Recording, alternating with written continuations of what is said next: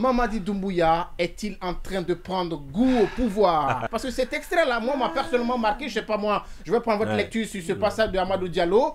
Dans tout ce qu'il a dit, hein, c'est l'une des audiences les plus marquantes, en tout cas pour moi, dans ce procès du 28 septembre. Quand il interpelle, il revient. Parce qu'il suit depuis belle lurette. Nous, on était enfants lorsque Amadou nous berçait. Amadou nous a tous bercés, vous ici dans ce studio. Quand il dit que la Guinée rattrape toujours, que tu sois président, directeur ou je sais pas moi où, mais la Guinée te rattrape parce que dès que tu es dans le système, Ousmane Gawad Diallo en un cas illustratif, ce monsieur-là à l'époque n'était pas pour des manifestations, n'était pas pour qu'on bastonne les journalistes, mais aujourd'hui c'est lui qui dit oh il faut qu'il n'y a pas de journalistes bastonnés, il n'y a pas de journalistes violentés. Monsieur, Doumbouya prend-il goût au pouvoir? C'est la deuxième thématique à laquelle on s'intéresse ce matin.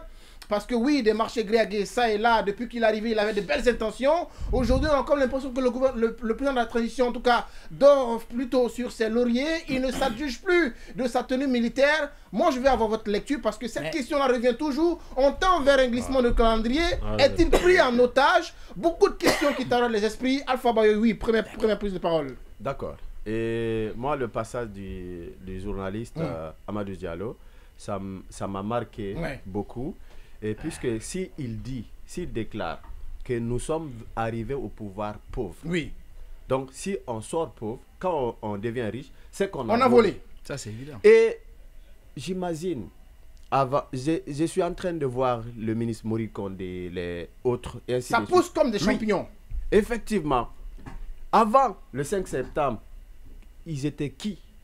Ils avaient quoi dans ce pays? C'est pourquoi il était important pour eux de déclarer leurs biens. Comme ça, après des années et des années, quand on les trouvera dans les conditions, on saura que oui, avant le 5 septembre, ils étaient riches.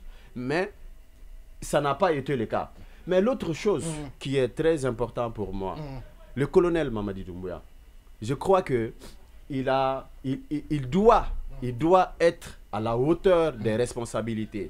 La victoire, n'est-ce pas? La victoire a beaucoup d'amis, mais la défaite est orpheline. Quand je vois aujourd'hui Dadis à la barre, où sont ceux qui disaient hier Dadis ou rien? Ou la mort. Dadis ou la mort. Ils sont où aujourd'hui? Donc, si je vois des gens qui sont en train de pousser aujourd'hui le colonel Mamadi Doumbouya à rester au pouvoir, à prolonger le chronogramme de la transition, je crois que ils sont les premiers ennemis. L'objectif de la transition, on sait, en vertu du principe de la continuité de l'État, on veut le développement, la construction des routes, et ainsi de suite, mais c'est d'organiser les élections libres, crédible et transparente pour un retour à l'ordre constitutionnel. Réaction sur cet extrait et ton analyse par rapport à tout ce qui se passe. J'ai bien suivi M. Amadou Diallo, le correspondant de BBC en Guinée. L'ex-correspondant parce qu'il est travaillé. Ex-correspondant alors. Écoutez, c'est vrai que l'homme peut changer. Ça, c'est une réalité. Il peut être changé de lui-même ou il peut être changé par le système. Mais attendons de voir. Les moments ne sont pas de même. Les gens comparent souvent le cas Dadis au colonel Mamadi Doumbouya. Les contextes ne sont pas de même. Dadis est à la barre, ça c'est compte tenu des massacres du 28 septembre au stade du même nom. Et le président colonel Mamadi Doumbouya a dit qu'il ne fera pas une minute après les 2 ans. Et aucun ministre ne sera candidat. Attendons de voir. En tout cas, c'est le souhait le plus ardent aujourd'hui. Quand le moment viendra, on est tous là, on va revenir en parler. Je jure, s'il dépasse 1 minute, mais je vais dénoncer. Là, je vous connais pour ça. Vous prenez l'engagement. Mais ce qui est clair, les contextes ne sont pas de même et les moments ne sont pas de même. Dadis n'est pas à la barre parce qu'il avait brigué un mandat ou quoi. Il est à la barre. Ça, c'est tenu au massacre. Non, mais ce qui est important de signaler par rapport à ça, c'est très important parce que qu'est-ce qui a engendré les massacres? Parce que Dadis voulait se maintenir au pouvoir. C'est pourquoi les gens ont organisé une manifestation. Bien sûr. Alors, vieux père. Vous avez attaqué les conséquences, mais les causes. Alors, vieux père, justement, alors, vieux père, attendons que les 2 ans finissent. Quand les 2 ans finiront, on sera encore pour en parler. Et là, je pense que pour l'instant, parfois, je viens à toi. Et là, je pense que pour l'instant, le colonel est de bonne foi. Mais pendant que, si vous aviez suivi cet extrait de Amadou, il dit qu'il a fait référence à Lansana Conté. Le colonel s'inspire également des actes de Lansana Conté ou pas? Il a donné le nom de son fils au général Lansana Conté ou pas? Lansana Conté a dit à Kindia que nous sommes arrivés pauvres. Si dans 2 ans, vous voyez des gens, en tout cas, qui sont riches, qui sont venus avec nous, région, C'est ce qu'ils qu'ils ont ont volé. volé.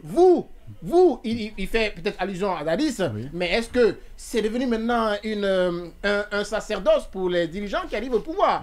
Est-ce que le colonel a-t-il pris goût au pouvoir? Est-ce qu'il est amène de rendre le pouvoir? Est-ce que vous avez cette foi là, vieux père MB? Bon, ce qui concerne ça, la population est pressée.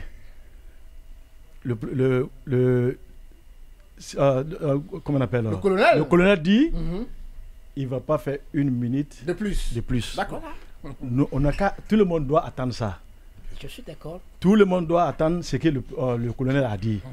Donc, pour comment on appelle, pour Dadis, Dadis est à la barre, comme le professeur. Il a déjà dit, hein? Voilà. On sait pourquoi Dadis est à la barre. Voilà. Donc, pour vous, le colonel va respecter ses 24 mois. Inch'Allah, il va respecter ça. Bien, la question, est-ce que le colonel prend goût au pouvoir? Oui. Bah, je dirais oui. Mais est-ce que cela signifie qu'il ne veut pas quitter? Je ne saurais le dire. Pourquoi il prend goût au pouvoir?